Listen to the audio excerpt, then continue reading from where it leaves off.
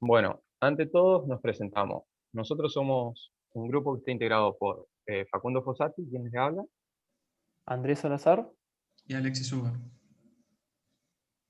Bueno, a nosotros como tema de evaluación nos tocó el efecto de las podas en producción forestal. Hemos decidido por optar por un trabajo técnico-científico, el cual se llama Evaluación de la intensidad de poda en el crecimiento de rodales de Eucalyptus grande. Bueno, en este trabajo se puede decir que fue realizado en la zona norte de Uruguay sobre plantaciones de eucaliptus. Dichas plantaciones se someten a un sistema de manejo intensivo, el cual estos sistemas intensivos se los puede dividir en dos métodos que se complementan con una finalidad en común, de obtener madera de alta calidad. Dentro de estos métodos se puede mencionar lo que son los raleos, el cual no es objetivo de este trabajo, y las podas, la cual pasaré a explicar en la próxima diapositiva. Bueno, con respecto a las podas, se puede decir que consisten en la eliminación de ramas vivas y muertas en la parte inferior del fuste o tronco del árbol. Se considera que las ramas de los árboles poseen fibra, que estas fibras van a diferir con la del fuste del árbol, motivo por el cual aparecen los denominados nudos. Estos nudos van a afectar lo que es la calidad de la madera, ya que no le dan buena apariencia y demás, y esto a su vez al valor económico. Entonces, cuando se realiza poda en las ramas, se producen cicatrices, las cuales posteriormente se van a producir un envolvimiento de las mismas a través de un tejido leñoso. Y a partir de acá, toda madera que se produce por encima de dicha cicatriz se considera una madera libre de nudos. Bueno, al podar se deben eliminar todas las ramas, ya sean verdes, secas y demás, cortando a ras del tronco, sin provocar daños y así poder garantizar un buen cierre de la herida causada por dicha poda. Una alternativa sería definir una altura de poda determinada. Pero ¿qué va a pasar acá? Acá va a pasar que vamos a tener diferentes crecimientos entre los árboles y va a haber árboles que van a quedar subpodados y árboles sobrepodados, lo cual esto a su vez te va a traer un efecto en los brotes epicórmicos, ya que al disminuir el área foliar se va a producir dichos brotes. Entonces, se puede trabajar con diferentes alturas de podas dependiendo de los árboles, ¿no? Y bueno, como criterio de poda se va a tener en cuenta lo que es el porcentaje de copa removida, la longitud de copa remanente y el diámetro hasta el cual se va a levantar la poda.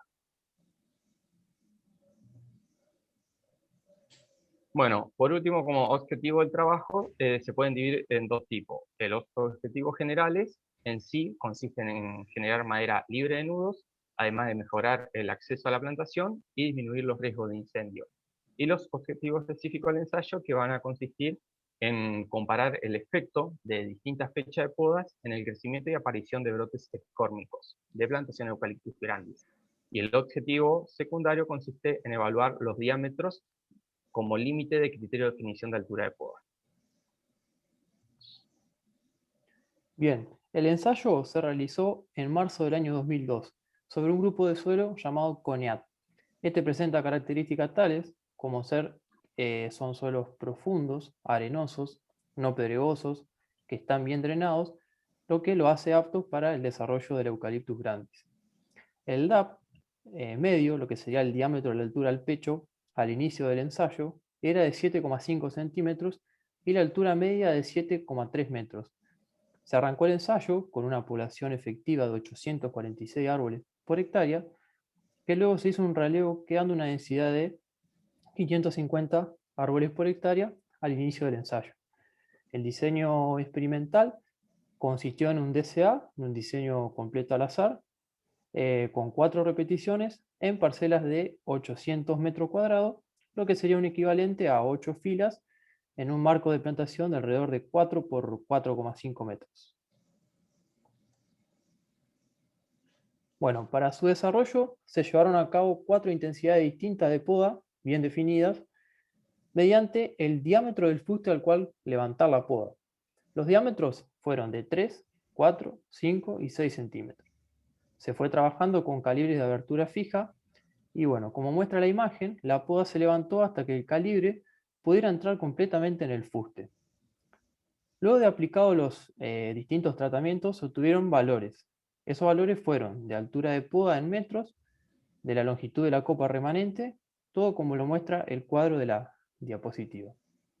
Otra caracterización medida en este trabajo fue el cilindro nudoso formado hasta el momento de realizar la primer poda.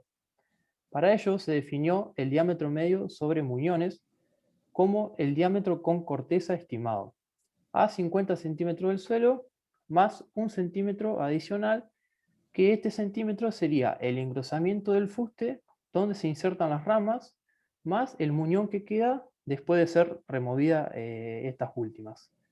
Para este ensayo, el valor más frecuente de diámetro medio sobre muñones estimado se situó en torno a los 9,6 centímetros.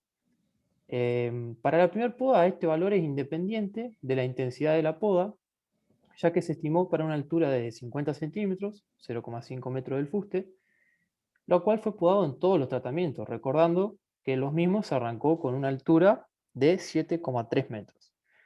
En las siguientes podas se intentará que ese valor de diámetro medio sobre muñones no supere el de la primera poda, es decir, los 9,6 centímetros. En las observaciones tenemos que a los 7 meses de haber realizado el ensayo, se evaluó el incremento de los valores medidos anteriormente, que es el DAP, diámetro de altura del pecho, y la altura, en ese periodo. Se observa una relación cuadrática entre el diámetro límite hasta el cual se levantó la poda, lo cual se relaciona directamente con la longitud de la copa dejada y el crecimiento diamétrico. Extrapolando la curva, parecería que por encima de un diámetro límite, que es de 6 centímetros, no se obtendrían ganancias significativas en crecimiento. La altura se vio comparativamente menos afectada por la intensidad de la poda. Los resultados de este ensayo nos dicen que las podas intensas producen una reducción en el crecimiento de los árboles, principalmente en diámetro y en menor medida en la altura. Los resultados de este ensayo sugieren que en la primera poda no debería subirse hasta un diámetro del límite inferior de 5 centímetros. Se debe dejar una copa remanente de al menos de 3,5 a 3,8 metros, de manera que no afecte demasiado el potencial del crecimiento de estos árboles. El uso del calibre de abertura fija para determinar la altura de poda es una forma práctica y eficiente de efectuar podas de altura variable, que tengan en cuenta las variaciones del crecimiento individual. Este método no es perfecto, siendo necesario que los operarios realicen pequeños ajustes en algunos árboles para poder llevar a cabo este método. Otro punto más es que la abertura de los calibres fijos a utilizar debe ajustarse a cada situación, y que, bueno, cuando se disponga de mayor información del rendimiento final obtenido con los distintos calendarios de poda y de los costos, va a ser posible realizar recomendaciones más definitivas acerca de las estrategias más convenientes. Muchas gracias.